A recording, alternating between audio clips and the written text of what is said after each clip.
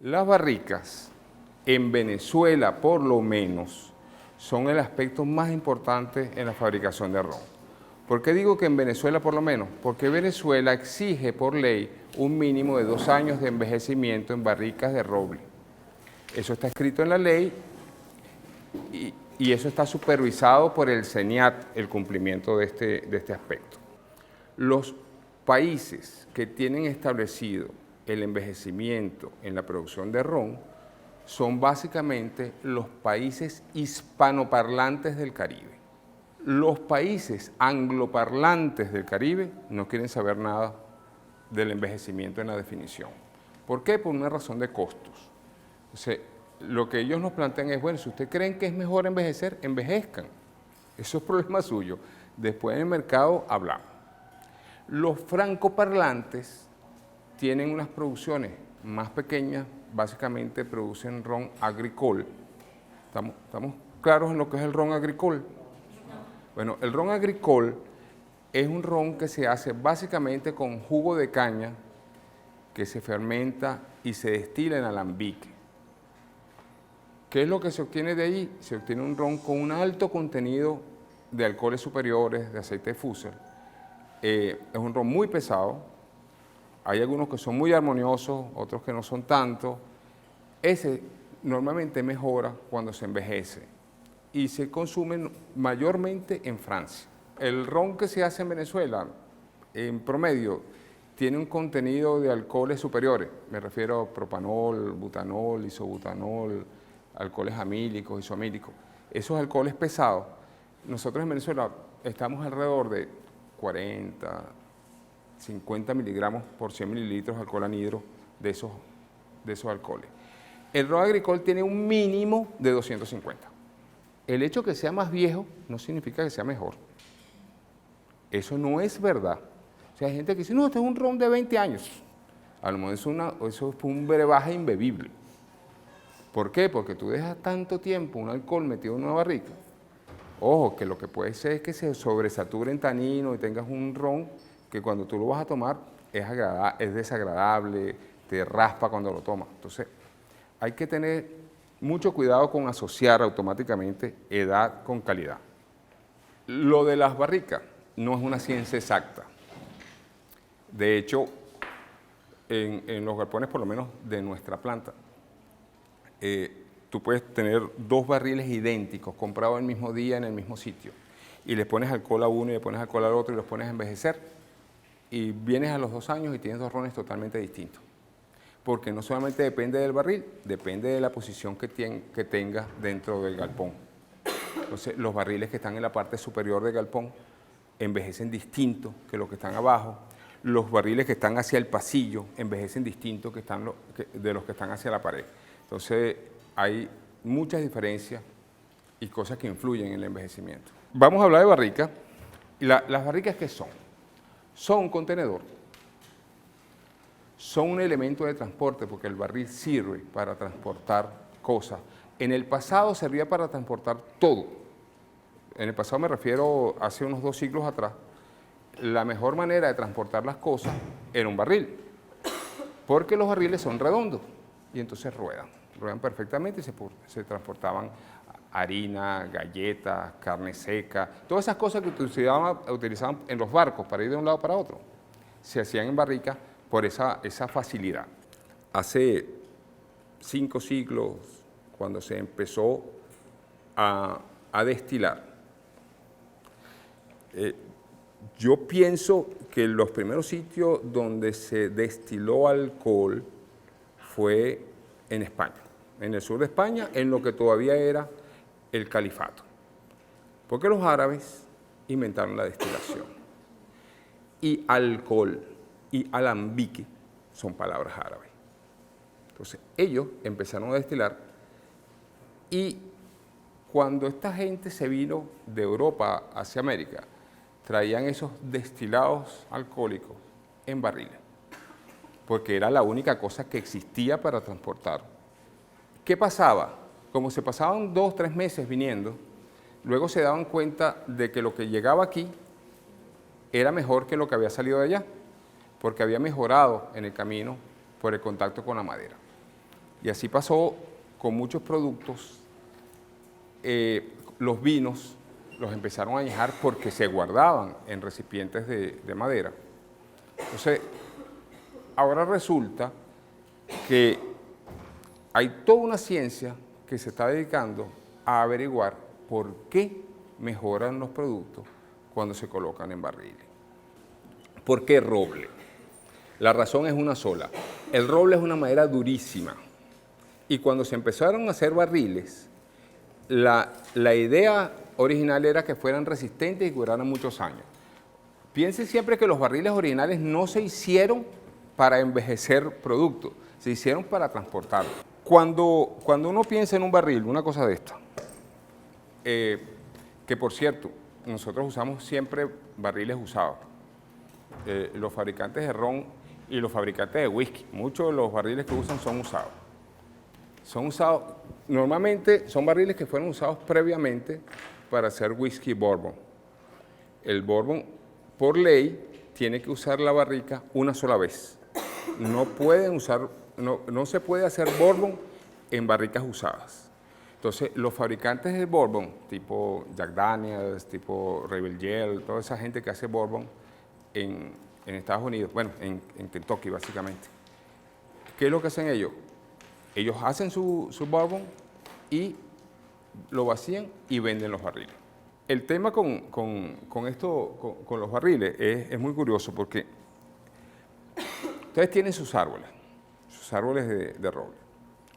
Esos árboles hay que cortarlos, convertirlos en tablas y ponerlos a la intemperie, normalmente unos 2 o 3 años.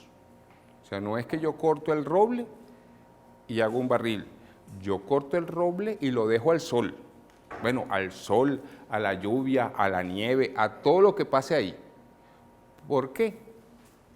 Se trata de reducir al máximo el contenido de taninos, lo que llaman elágico. Ese sabor a madera verde que tiene la madera, que si usted agarran, que te huele como una gaveta, un mueble nuevo. Cuando tú abres la gaveta, eso no lo queremos en un barril donde se va a hacer un proceso de envejecimiento.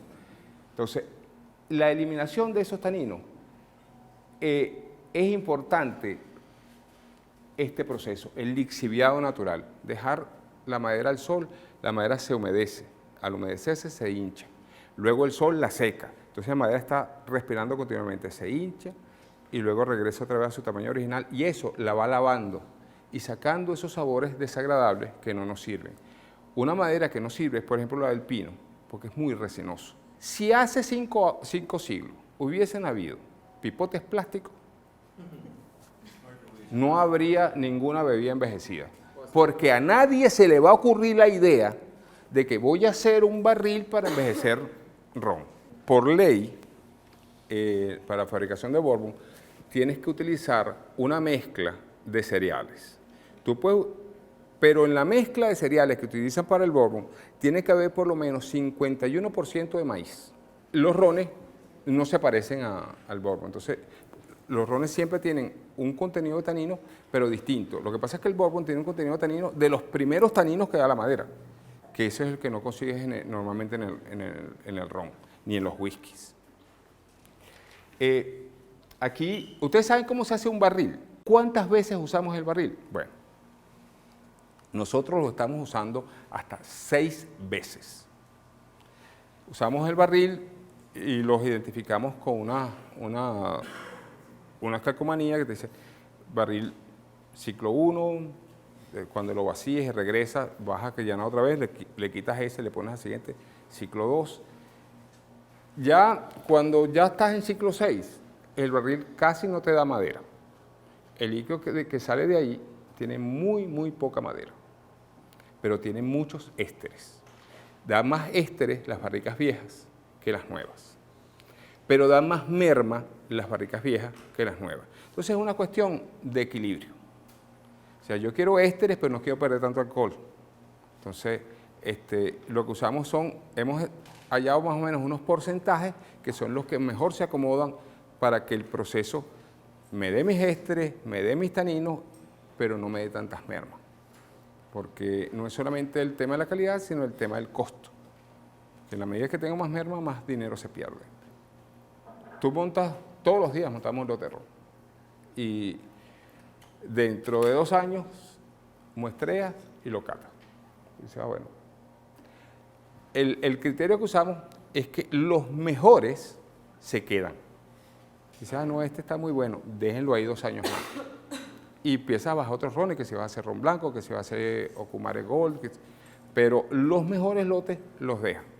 Cuando cumplen 4 años, los catas otra vez. Si está muy bueno todavía ese ron, entonces lo que decides es reembarricarlo. Lo vacías y lo vuelves a embarricar. El proceso de reembarricado tiene una razón de ser. Cuando yo vacío mis barricas, el proceso de vaciado oxigena el líquido que va saliendo. Dentro del barril ya no hay tanto oxígeno. Entonces, yo oxigeno y mezclo. Eso es importantísimo, porque cuando yo reembarrico, yo vacío todo mi lote y estoy unificando todo el lote que yo tenía ahí en barricas distintas, que cada una tenía un ron diferente, ahora están todas juntas. En nuestro caso particular, nuestros lotes tienen 360 barricas. Cuando uno cata un ron, es bueno calentarlo un poquito, dejarlo reposar, sobre todo si tienes un ron que pasó 8 años en un barril, no hay ninguna prisa. Ese ron estuvo 8 años haciéndose. Denle 5 minutos al pobre para que se exprese. O sea, no hay apuro. Entonces, ustedes toman la copa, la calientan un poco con la mano, dejan que el ron se evapore un poco y él crea una atmósfera que está en equilibrio con él, una atmósfera gaseosa, donde van a estar los componentes que él desarrolló. Porque si uno sirve el ron y le mete la nariz de una vez, lo que tú vas a percibir ahí no es la verdadera esencia de ese ron, porque lo primero que tú sientes son los compuestos más livianos que se van evaporando, y los compuestos más livianos son los que pican. Son el acetaldehído, esas cosas que son livianitos. Entonces tú dices, este ron me regañó. Déjalo un momentico y después tú empiezas a sentir estos tipos de sensaciones, como la vainilla, el coco, el chocolate, el café, todas esas cosas que van, la sensación de ahumado que proviene directamente del quemado del barril, el tostado, la almendra, los frutos secos, todos esos frutos secos, todos esos aromas vienen de la madera y muchos de ellos se activan con el quemado del barril, que si tú no lo quemas, nunca vas a sacar esos aromas adicionales. La vainillina está en el roble blanco americano, para que tengan una idea. De un barril de roble salen, de las últimas cosas que yo he leído, algo así como 500 sabores distintos y aromas que vienen exclusivamente de la madera. Lo que tienes que darle es tiempo para que se disuelvan en el alcohol, eso sí. Más viejo significa mejor. A veces uno tiene un ron muy viejo y tú lo catas y te resulta desagradable porque tiene demasiada madera. Yo tengo en planta certificados rones de 18 años. Ir más allá de eso me parece muy cuesta arriba por la temperatura. La gran ventaja de las altas temperaturas que tenemos nosotros es que las reacciones van más rápido. Las reacciones de extracción, las reacciones de esterificación, todas las reacciones van más rápido, incluyendo la evaporación. Eso es casi que inevitable. Y hay barricas de muchísimos tamaños para los distintos usos que se les den. Hay toda una diversidad de tamaños de barricas. La que nosotros usamos es esta, la ASB. Pero hay barricas, nosotros tuvimos en planta barricas de 10.000 litros para guardar alcohol de uva. Cuando nosotros producíamos los brandes de Domecq, el alcohol de uva lo guardábamos en toneles. Por los tipos de madera de los que estábamos hablando hace rato, tenemos el roble americano, el roble francés, el roble limousin, la acacia, y sé que hay otras maderas que se están probando. Hay gente probando. Aquí en Venezuela la ley exige que sea roble. Si no es roble, hay que conseguir un permiso del Ministerio de Salud para utilizar otra madera. Hay que tener una autorización para poder utilizar otro tipo de madera. Lo que sí se hace es que tú empiezas tu envejecimiento en un tipo de barril y luego cambias cuando los vacías de ese barril y lo pasas a otro tipo de barril para darle un acabado distinto. El problema de hacerlo con distintos tipos de madera son los coeficientes de dilatación de la madera. Si no tienen todas las piezas del barril el mismo coeficiente, es decir, se estiran y se encogen parejo, tú puedes tener un problema de que se te formen aberturas entre las duelas y vas a tener fuga. La diferencia de precio entre las barricas de roble francés y de roble americano surge de aquí. Que el roble francés, por el tipo de grano que tiene, lo cortan radialmente de la periferia hacia el interior. Entonces se aprovecha apenas el 50% de la madera del roble. Mientras que el roble americano lo cortan así, aprovechando casi el 90% de la madera del roble. Yo me he puesto a pensar en esto y yo creo que la cosa viene de que los americanos son más prácticos que cualquier cosa. Digo, oye, ¿para qué voy a botar yo ese montón de madera? Lo corto así y listo. Los franceses son más exquisitos. Entonces, lo cortan radialmente. De todas maneras, te lo van a cobrar, porque el desperdicio del 50% de madera lo terminas pagando en los barriles que traes. El roble blanco francés es un roble de poro más delgado, más pequeño. ¿Qué es lo que pasa? Entonces, como el poro del roble francés es más pequeñito, el alcohol le toma más tiempo extraer del roble francés los aromas y los sabores. O sea, vas a necesitar más tiempo para obtenerlo. Pero, por otro lado, hay más cosas en el roble francés que en el roble americano. El roble americano es una madera de poro más grande y la extracción es más rápida. O sea, el producto gana más en cantidad. Pero del roble francés lo que se obtiene es una mayor variedad de aromas. Entonces, dependiendo de lo que tú quieras obtener al final, usas uno u usas otro.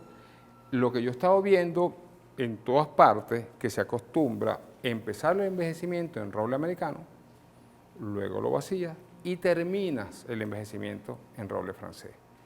¿Para qué? Para obtener lo mejor de los dos mundos. Pues tú sacas tu grueso de madera del roble americano y luego con el roble francés le das el acabado final al producto. La clasificación de las barricas por el uso previo, que eso es bien importante. Tú puedes tener tus barricas de primer uso. Una barrica de primer uso, ¿cuánto cuesta una barrica nueva? Nuevecita, salida del horno. ¿Cuánto? No, la de 190 litros no, la de 190 litros yo creo que está llegando a los $250, $300 cada barrica. Pero las que ya tienen un uso, las puedes conseguir en $90, $100. Para el que quiere montar una fábrica de ron, puede echar sus números. Pues esos son barricas usadas, puestas aquí son como $10 más por barrica. Nosotros normalmente usamos barricas ex bourbon, pero también se pueden conseguir barricas que fueron utilizadas previamente para cerveza, para Jerez. Las de Jerez son normalmente de roble blanco francés y se utiliza para esos, como llaman, los top notes, para darle el acabado al ron. Tenemos algunas de esas, no muchas, pero tenemos algunas de esas de ex Jerez.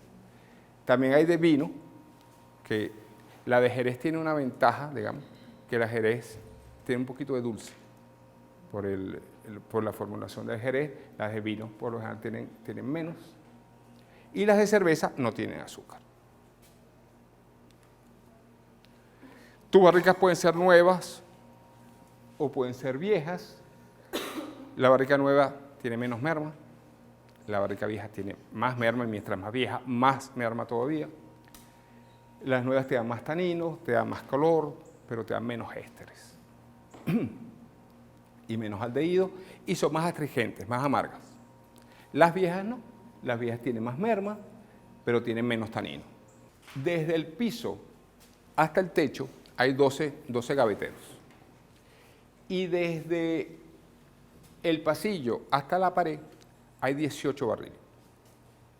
Total, esa composición que está ahí, o sea, yo tengo 18 así y 12 hacia arriba. 216 barriles puestos ahí en una pared. Entonces, cada vez que yo monto un lote, tengo una pared y media. Estos son 360 barriles.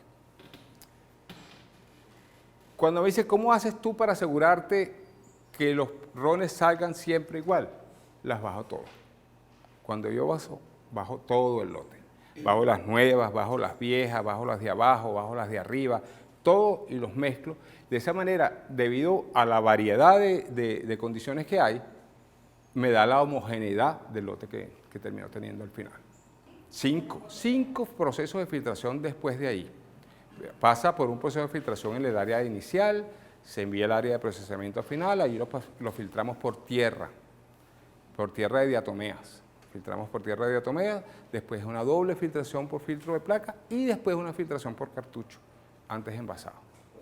Pero no filtran cuando traspasan, o sea, si hace, como usted dijo, a los 4 años, cambio. Cuando yo vacío mi lote para formular un ron, ya al vaciarlo lo paso por un primer filtro a unos tanques. En ese tanque se mide el volumen y se levanta el acta de vaciado, que es del gobierno que tiene que hacerte un acta que te certifique la cantidad de ron que salió.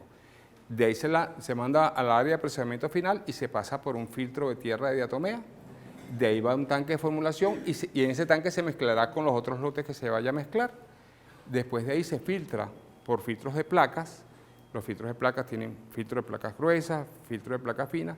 Y cuando lo envío al área de llenado, entonces pasa por un filtro de cartucho. ¿Sí? Porque la norma de rones dice que el producto tiene que ser limpio y transparente cuando llegue a la botella y libre de turbidez. Esto es un poco lo que habíamos hablado. Si yo pongo alcohol de caña en el barril, dentro del barril ocurre una extracción, ocurren procesos de oxidación y hay un proceso de evaporación. La evaporación, en los primeros 2 años, tú pierdes 20% de lo que metiste. Listo. Tú metiste 100 litros hoy, sacaste 80. En los primeros 2 años. 20%, en el mejor de los casos. Esa merma, el Estado te la reconoce. Es decir, no te cobra impuestos por lo que se va. Porque si te cobran impuestos por eso, el ron sería todavía más caro. El proceso de oxidación que ocurre dentro del barril está catalizado sobre la cara interna de la barrica. Esas irregularidades te facilitan los puntos para que ocurran estas reacciones donde el alcohol se convierte en acetaldehído, el acetaldehído se convierte en ácido acético y el ácido acético reacciona con más alcohol para hacer acetato de etilo, que es el éster mayoritario del ron. Este es otro proceso importantísimo que ocurre dentro de un barril. Los taninos, que son unas cosas de este tipo, normalmente son poliméricos, taninos muy grandes, se condensan con el acetaldehído. Y entonces, al condensarse con el acetaldehído, precipitan, se sedimentan, se separan de la solución. La gran ventaja de esto es que esos taninos que son muy amargos, mientras más grandes, más amargos y desagradables, en la medida que pasa el tiempo, esos taninos malos se van separando del líquido. Por eso es que cuando ustedes catan un ron joven, le sienten unos sabores que cuando catan un ron viejo no lo tienen, porque esos taninos con el tiempo se van eliminando y me van quedando en solución solamente los taninos que son más elegantes, más armoniosos. Entonces, eso sí es función del tiempo. Estas 360 barricas que están aquí, tomamos muestras de abajo, del medio, de arriba y de los distintos ciclos de este lote. Si voy a catar también del lote de al lado, se hace exactamente lo mismo. Cuando tú haces ron, tú tienes que pensar mínimo en 2 años, pero tú tienes que pensar que tú tienes distintas marcas. Entonces, yo por ejemplo, yo tengo mis inventarios de ron. Yo sé que tengo ron de 4 años, de 5 años, de 6 años, de 7 años, tengo rones vaciados de 10 años. Entonces, hay unas proyecciones de venta. Entonces, si yo, por ejemplo, yo quiero tener ron edición reservada dentro de 5 años, yo tengo que estar seguro que tengo ron de 7 años hoy para que cumpla 12 dentro de 5 para hacer para poder cumplir con esa proyección de venta. Después, en el último caso y en la última instancia, se dispara un producto fuera de las proyecciones. ¿Qué puedes hacer? Bueno, entonces tienes que voltear, porque aquí hay muchos fabricantes de ron en el país. Tú puedes preguntarle, tú tendrás por ahí unos 50.000 litros de ron de 12 años que me preste. Y entonces vas y los catas, ves cuál cumple con los parámetros que tú necesitas para tu ron, que eso lo vamos a ver ahora en el blending. Entonces, si consigues un ron como ese, puedes cumplir con los pedidos. Pero tú tienes que estar preparado mucho antes, porque si tú no estás preparado mucho antes, al final terminas volviéndote loco, revisando en lo que tienes para ver si puedes armar otra vez el muñeco que te están pidiendo. Eso es la realidad. Y eso lo vamos a ver ahora cuando hacemos el blending. Hay una fórmula, pero la fórmula es el esqueleto básico. Yo, por ejemplo, le digo a la gente final, se lo entregan un procedimiento. Mira, aquí para esto vamos a usar ron de 12, ron de 8, ron de 4, tal. Entonces, ellos ya lo tienen, ya tienen ron vaciado, lo mezclan y lo mandan al laboratorio. Ahí se cata. ¿Se cata contra qué? Contra el último que se fabricó. Escucha, esto le falta de esto, le falta aquello. Entonces, después se le hacen los ajustes finales. Pero el esqueleto tienes que tenerlo armado, porque si no, ahí se va a volver loco todo el mundo, si es que está inventando todo el tiempo, inventando el agua tibia. O sea, hay unas fórmulas básicas y después hay unos toques pequeños al final para que quede siempre como el último que se hizo.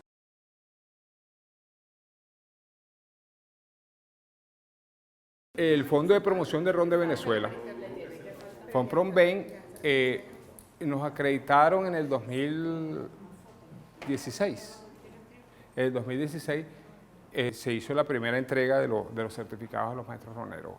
Aquí en Venezuela ese certificado te acredita como maestro ronero y eso viene pegado a ¿cómo te digo? Como una encuesta donde están todas las cosas que tienes que hacer para poder tener esa certificación. Entonces, pero claro, es muy complicado, no porque es que haya que ser muy inteligente nada, sino que hay que haber vivido esa experiencia. Pero no todo el mundo puede ser como Néstor, o como Luis, o como Tito, o como yo, que tenemos 30 años trabajando por una empresa. Los maestros roneros no tienen por qué ser solamente maestros roneros, puede ser maestros en la parte de destilación, pueden ser maestros en otras áreas, pero que no sea una cosa que tenga que ser tan absolutamente global, porque en la realidad ahorita no es fácil que puedas desarrollarte todas las áreas de una empresa. Hablando de empresa, esta es la empresa donde yo trabajo. Este es Silca, Complejo Industrial Licorero del Centro. Este que está aquí, ese es el galpón de envejecimiento más grande que hay desde el Río Grande para acá. Desde el Río Grande para la Patagonia no hay otro galpón de ese tamaño. Ahí tenemos 35.000 barriles. Una cosa gigantesca. Actualmente tenemos 6 activos y tenemos de este lado estos que próximamente vamos a llenar de barricas también. Entonces, a la larga vamos a ser el centro de envejecimiento más grande de todo el país.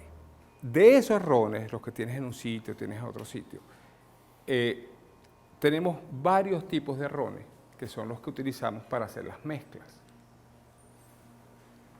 Nosotros tenemos una destilería que está en San Felipe. Le voy a contar la historia cortica. Cortica. Nosotros éramos Industrias Pampero, Caballito Frenado. Eso era esta planta, la planta de Ocumare. Teníamos la destilería ahí. Estaba, porque había una hacienda grande, que era la Hacienda La Guadalupe, y nuestra destilería que estaba en la planta era la destilería La Guadalupe. ¿Qué pasó? En algún momento, a mediados de los 80, se dejó de producir caña de azúcar en los valles del Tuy. Cuando tú destilas, produces un subproducto, que es la vinaza, que tienes que agarrarlo y regarlo en alguna parte porque eso contamina brutalmente.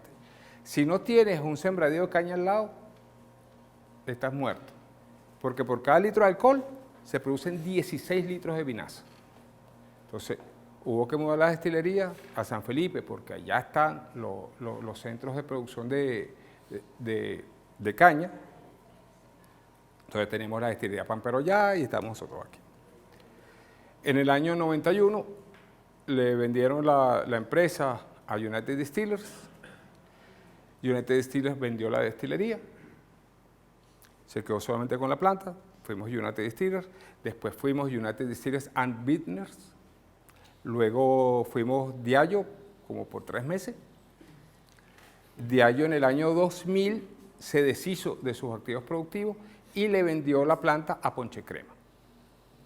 Entonces la planta desde ese momento se llamaba Silca y era propiedad de Ponche Crema, y la destilería había sido destilería Pampero, después fue Alcoholes de Occidente y luego se llamó Alcoholes del Caribe.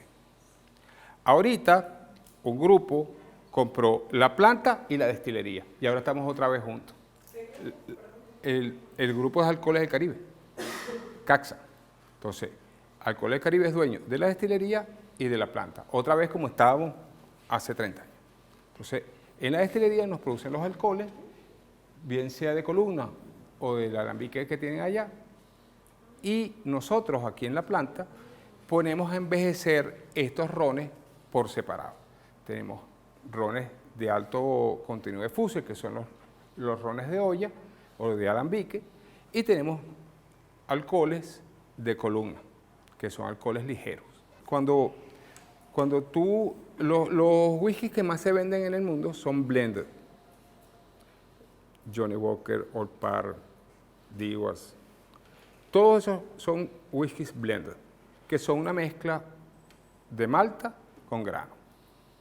Entonces, unos tienen más malta, otros tienen más grano, pero las maltas son destiladas todas en alambique. Y el otro es lo que le da el volumen, es el alcohol de granos que destilan en destilerías de acero inoxidable. Nosotros tenemos lo mismo, tenemos alcohol de alambique, envejecido, alcoholes pesados, y tenemos alcoholes de destilería de acero inoxidable con alcoholes livianos. Envejecen y luego a la larga lo que vamos a mezclar son unos con otros. A mezclar nuestros alcoholes de alambique con los alcoholes de columna. Esos alcoholes que recibimos en planta los colocamos en las barricas, que las pasamos al proceso de llenado. Que me preguntaban si las barricas se llenaban completas. Sí. Estos picos de llenado llenan el barril hasta que ya está full y el pico sale. Y este stickercito anaranjado que está aquí pegado, lo que indica es cuántas veces estuvo ese barril usado ya. Ahí dice si es primero, segundo, tercero, cuarto uso. Este es un barril de primer uso donde lo pongan. ¿Cómo sabe uno que ese barril es nuevo? Claro, porque cuando ese barril pase una semana en un galpón de envejecimiento, se pone así. Una semana. Ahí sí se dañan rapidito. Bueno, se dañan, ojo. Les crece hongo. Esto es un hongo, esto no es otra cosa. Lo que le crece por fuera a los barriles es un hongo que crece en todos los galpones de envejecimiento. En las maderas, en el hierro, en las paredes. Todos los galpones de envejecimiento se recubren con ese hongo. Y ahora últimamente hay gente que dice que ese hongo tiene importancia en el sabor del producto. Que sin la presencia del hongo, el ron no sabe igual. Yo no he hecho trabajo sobre eso, así que no les puedo decir, pero hay teorías al respecto. Es importante esto. ¿Qué es lo que mezclamos y cómo lo mezclamos? Para uno hacer un ron, lo más importante, ¿qué es? No, que haya un cliente. Que haya un cliente que tenga dinero para pagar ese ron. Porque si no, señor, usted puede hacer el mejor ron del mundo, pues si nadie lo va a pagar, eso no va para ningún lado. Entonces, parece mentira, pero una de las primeras consideraciones a la hora de hacer una mezcla, digamos, para un ron nuevo, es quién es el que va a comprar esto. De hecho, Mercadeo hace muchas encuestas en la calle y lleva producto, se lo va a probar a una gente y dice, ¿cuánto estaría usted dispuesto a pagar por ese producto? Y esa pregunta es trascendental a la hora de hacer la formulación. Si el tipo que va a estar en la calle no está dispuesto a pagar el costo que tenga el producto, no vale la pena hacerlo. Entonces, Eso hay que tenerlo presente, hay que saber quién es tu mercado. Por eso la gente que trabaja en formulación tiene que trabajar muy de cerca con la gente de mercadeo y con la gente del área comercial. Porque la primera alerta para un producto nuevo es la gente del área comercial, el hombre de venta. Que el hombre de venta es el que dice a mercadeo, mira, está haciendo falta un producto más o menos así, porque hay un hueco ahí en el mercado y no lo estamos cubriendo. Mercadeo hace su levantamiento de más o menos qué es lo que quieren y llega esa solicitud a la planta. Mire, necesitamos un ron de tales características para la parte sureste de Checoslovaquia, qué sé yo. Entonces, bueno, vamos a ver qué es lo que tenemos. Entonces ahí sí viene la otra parte. ¿Qué tengo yo para tratar de cubrir eso? Ahí es muy, muy, muy importante que el que hace la mezcla esté clarísimo en cuál es el costo de cada especie que va a meter. Porque si el hombre que hace la mezcla no sabe cuánto vale eso, es capaz de que mete la pata completa y entonces termina siendo un producto que no se va a cubrir cuando se venda en la calle. Hay algo de arte en esto de hacer un ron, pero también hay mucho de ciencia. Y no, esto no es mentira. O sea, cuando estábamos hablando de que para ser maestro ronero que sea químico, ingeniero de alimentos, es porque es importante tener ciertos conocimientos, por lo menos a la hora de poder hacer las fórmulas.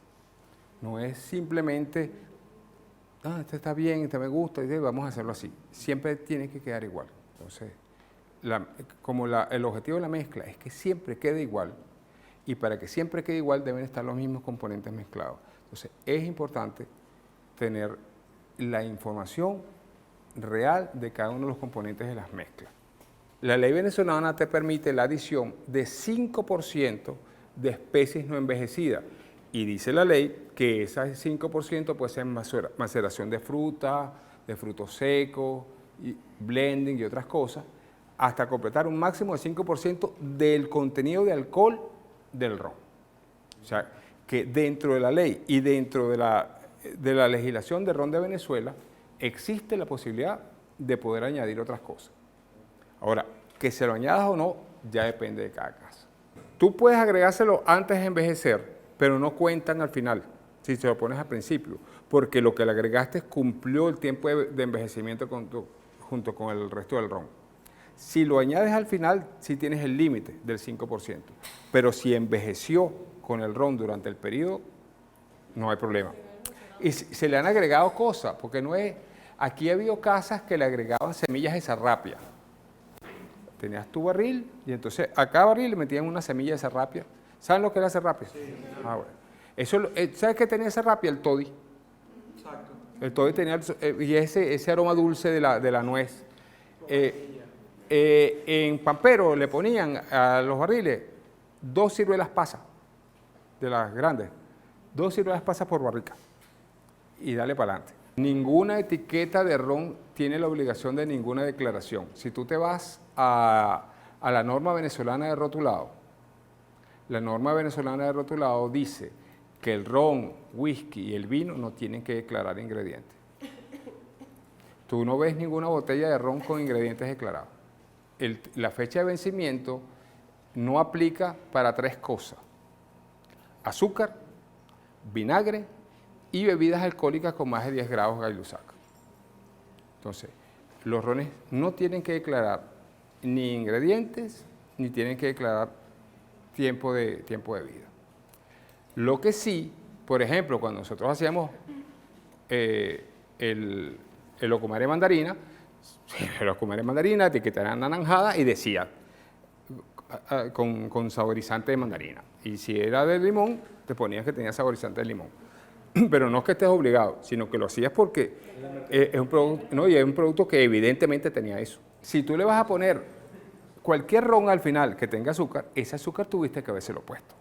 Que le pusiste azúcar, que le pusiste miel, que le pusiste otra cosa con azúcar, eso ya es parte de la fórmula. Pero todos los rones tienen azúcar. Cuando tú pones un ron a envejecer y pasan 2 años y ya te empiezan a aparecer algunos aromas aparte de la madera. Cuando llegas a 4 años, ya tienes la vainilla, tienes el coco, el café, el chocolate. ¿Perdón? Eso viene de la madera. De la madera. Es más, te digo algo. Cuando uno pone a envejecer un alcohol pesado que es un alcohol que tiene un olor muy fuerte y que ahora sea hasta desagradable al principio, y tú metes ese alcohol en un barril y vuelves a los 10 años, eso huele a miel de abejas. Los alcoholes pesados dentro de un barril terminan teniendo el aroma de la miel de abeja. Y como te digo, miel de abeja, aparecen unos aromas que tú ni te sospechas de lo que pueden salir de un barril. Sobre todo si estás usando barriles nuevos, de primero o segundo uso, que todavía tienen taninos bien característicos que aportarte, te dan aromas espectaculares. Si utilizas al final una parte de tu ron, lo reembarricas en roble francés, obtienes cosas totalmente nuevas. Hay aromas de coco, aromas de flores que aparecen, que nunca las pusiste allí, pero salen. Porque lo que termina pasando es que cuando tú tienes una fruta, por ejemplo, hay frutas que tienen algunos ésteres característicos de ella, pero en el proceso de envejecimiento y oxidación dentro del barril, cuando tú colocaste muchos alcoholes pesados, o sea, tú pusiste propanol, isobutanol, alcoholes amílicos, alcoholes isoamílicos, 2-metilbutanol, una cantidad de cosas, esos alcoholes se van a convertir en ácidos. Y luego de que sean ácidos, van a reaccionar con el etanol y van a formar unos ésteres mucho más complejos. Lo que tú necesitas es tiempo para que eso pase. Entonces, esos ésteres que se forman ahí, que son las características afrutadas del ron, te van a dar sensaciones. No es que tú le pusiste coco, pero te va a dar aroma de coco. No es que le pusiste chocolate, pero tú vas a tener un aroma de chocolate. Ustedes se dan cuenta que una de las cosas que más comúnmente se hace con el ron es hacer las catas con chocolate. Sí. Eso no es un accidente. El ron con chocolate pasa porque, sobre todo, a las mujeres les es más fácil tomarse el ron con un trocito de chocolate, por lo menos el primero. Porque cuando te comes un trocito de chocolate, el chocolate te deja una capa grasosa en el interior de la boca y el ron pasa por ahí como por un tobogán. Entonces no raspa, no arde. Entonces es bien interesante. Claro, y la mezcla, sobre todo si tú dejas que el chocolate se te derrita en la boca y lo tomas junto con el ron, o sea, no uno primero que el otro, sino los pasas juntos, el sabor realmente es armonioso. Entonces, pero es esa asociación de los rones con las cosas dulces. Y el ron tiene una ventaja indiscutible con otras cosas. El ron mezcla muy bien. El ron mezcla mucho mejor que otras cosas. No es tan fácil hacer cócteles con whisky como hacer cócteles con ron. Uno puede mezclar el ron muy fácilmente con muchas cosas distintas. El whisky no tiene azúcar. Y si ustedes le ponen azúcar al whisky, les va a saber horrible. Pero al ron sí le va bien. Entonces, por esa razón, el ron tiene siempre una cierta cantidad de azúcar. Y el otro motivo es que originalmente cuando se hacía ron, sobre todo en las islas del Caribe, se destilaba el alcohol. Entonces tenían rones de 50 y pico, 60 grados alcohólicos. Eso no pasa si no le pones azúcar. O sea, si ustedes toman alcohol a 60%, les va a quemar. Pero si le ponen azúcar, va a pasar bastante bien. O sea, en las islas francesas, que ellos que hacen su ron agricole, que lo hacen con jugo de caña, ellos, ese ron, que básicamente tiene como mercado Europa, pero muchos de esos rones son sumamente dulces, pero es que tienen grado alcohólico muy alto. Y eso es para compensar eso. Nosotros aquí en Venezuela lo hacemos un poco distinto. Mientras más viejo es el ron, le ponemos más azúcar para compensar el amargo de la madera. El punto crucial, digamos, a la hora de hacer las formulaciones y las mezclas, es la cata. Después de tú sacaste todas tus cuentas, echaste todos tus números, ya, entonces empiezas a hacer una separación fina y empiezas a hacer mezcla. No se mezcla en tanques, se mezcla en cilindros pequeños, entonces para definir la formulación final. La formulación final, una vez que tú ya tienes todos tus datos de laboratorio, sí se hace por cata. Pones tu líquido en las copas, lo reposas ahí y se cata y se define cuál va a ser la fórmula final, o inclusive, si es un producto que siempre sale, pero como les digo, tienes una fórmula general que la elaboran en el área de fabricación y luego uno le hace los ajustes finos por catado para cada lote que va saliendo. Se mezclan, pero aquí sí se mezclan en tanque. Se mezclan en tanque los productos, ya cuando tiene la formulación, se coloca el líquido allí, se pasa por los tanques y de allí ya va el producto. El siguiente paso es llevarlo a las botellas. Una vez que tú lo mezclaste en esa zona, la siguiente parte importantísima es el reposo. El reposo, lo que llaman algunos el casamiento, permitir que todas las cosas que se mezclaron se unan armoniosamente. Si yo voy a hacer un ron de 2 años, a lo mejor un par de días es suficiente. Si vas a hacer rones más viejos, que tienen mezclas más complejas, necesitas tal vez 15 días, un mes. En una solera siempre tengo ron de 2 años. Eso es todo lo que hay en una solera. Por eso, si tú haces una solera no puedes declarar más nada. Entonces, ¿cómo se hace la solera? Yo saco mi ron de 2 años y lo introduzco en la solera. Entonces, ¿qué es lo que pasa? Ya lo que esté en la solera, la merma que tenga ahí, ya es mi problema. El Estado no me va a reconocer las mermas posteriores porque eso ya salió de mi almacén de envejecimiento. Entonces, la solera forma parte simplemente de un proceso productivo y tus mermas son tus mermas. Una solera es lo siguiente. Yo pongo unos barriles a nivel del piso. Oye tú, pongo 50 barriles aquí a nivel del piso. Encima de esos barriles monto otra hilera de barriles, en este caso ya serán 49 barriles que monto encima, de eso arriba le monto otros 48 y arriba de eso monto 47 barriles más. Normalmente tienen 4, algunas tienen 5 pisos. ¿Qué es lo que ocurre? Yo tengo mis barriles, yo puedo arrancar todos con la misma edad y eso no es una solera. Yo hago una primera producción y saco la mitad del ron que hay en los barriles de abajo. La mitad, no todo, solo la mitad. Y completo lo que saqué de ahí con el de arriba. Como al de arriba le va a faltar la mitad, completo ese con el otro, completo ese con el otro, y el de arriba, que me queda faltante, saco ron nuevo y se lo meto. De 2 años.